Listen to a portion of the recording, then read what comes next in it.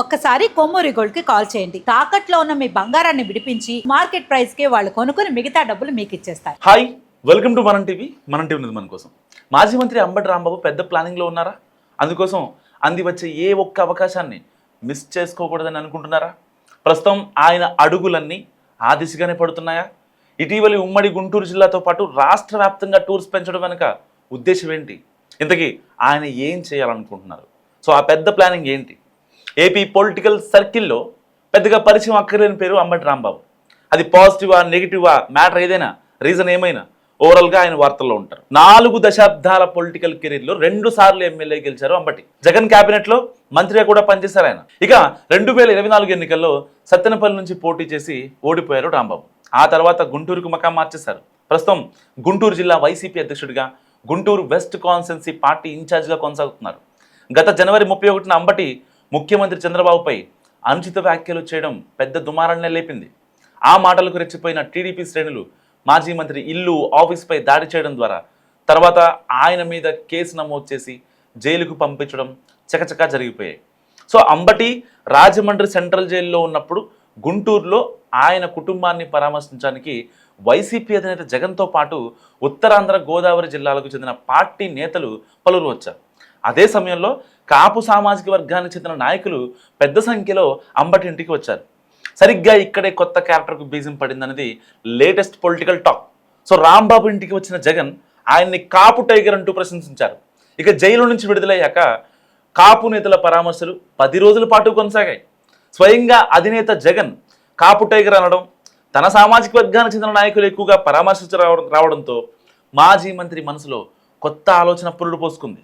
దాని గురించే ఇప్పుడు ఏపీ పొలిటికల్ సర్కిల్లో పాటు కాపు సామాజిక వర్గంలో కూడా కొత్తగా మాట్లాడుకుంటున్నారు. అంబటి తాను కూడా వంగవీటి మోహన్ రంగాలాగా కాపు కులానికి పెద్ద నాయకుడిగా వ్యవహరించాలనుకుంటున్నారట. సో ప్రస్తుతం ఆయన వేస్తున్న అడుగులు, అమలు చేస్తున్న వ్యూహాలన్నీ ఈ విషయాన్నే చెబుతున్నాయన్నది చాలా మంది విశ్లేషకుల మాట.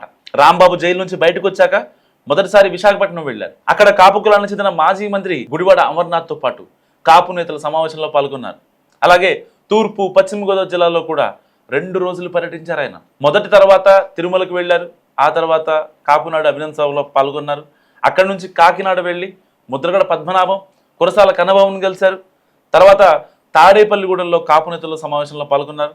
ఇలా వరుసపెట్టి కాపు నేతలతో సమావేశం నిర్వహిస్తూ తన ఇంటి మీద జరిగిన దాడి, ప్రభుత్వం పెట్టిన కేసులు, జైలుకు పంపించడం గురించి మాట్లాడారు. వెళ్ళిన ప్రతి చోట కాపు కులానికి చెందిన తనను ప్రభుత్వం టార్గెట్ చేసి మరి వేధించిందంటూ మాట్లాడుతున్నారు అంబటి. అలాగే తన ఇంటిపై దాడి చేసిన వారు కూడా ఒకే సామాజిక వర్గానికి చెందిన వారని ఆరోపిస్తున్నారు. తన ఇంటిపై దాడి చేయడానికి కేంద్ర మంత్రి పెమ్మసాని ప్లాన్ చేస్తే గుంటూరు వెస్ట్ ఎమ్మెల్యే మాధవితో పాటు ఆమె భర్త అమలు చేశారని, ఆఫీస్పై దాడి చేసిన వాళ్ళు కూడా ఒకే సామాజిక వర్గానికి చెందిన వాళ్ళంటూ తాను వెళ్ళిన చోటల్లా చెబుతున్నారు.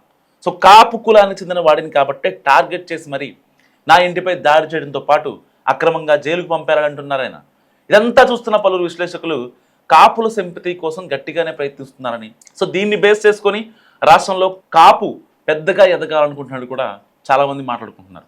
సో కాపుల ప్రభావం ఎక్కువగా ఉన్న విశాఖపట్నం, ఉత్తరాంధ్ర, గోదావరి జిల్లాలో పర్యటించడం ద్వారా తనను తాను ఆ సామాజిక వర్గానికి లీడర్గా ప్రమోట్ చేసుకునే ప్రయత్నాల్లో ఉన్నారంటూ పొలిటికల్ సర్కిల్స్లో జోరుగా చర్చ జరుగుతుంది.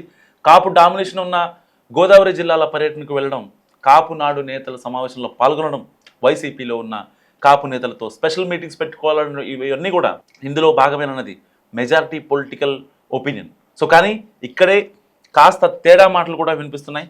ఆయన పార్టీకి ఆయన ఏదేదో ఊహించుకొని తిరుగుతున్నారు కానీ వాస్తవానికి అంత సీన్ ఉందా అంటూ సొంత గుంటూరు జిల్లాకు చెందిన వైసీపీ నాయకులు అంతర్గత సంభాషణలో కామెంట్ చేయడం కోసమేర్పు.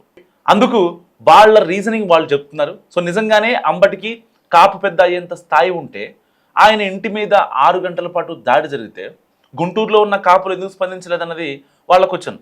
సో ఎవరి వాదనలు, ఎవరి అభిప్రాయాలు ఎలా ఉన్నా ఓవరాల్గా అంబటి మాత్రం పెద్ద ప్లానింగ్లో ఉన్నారనేది ఆయన కదలికల్ని గమనిస్తున్న వారి విశ్లేషణ. సో ఆ ప్రయత్నాలు ఎంతవరకు సక్సెస్ అవుతాయి చూడాలి.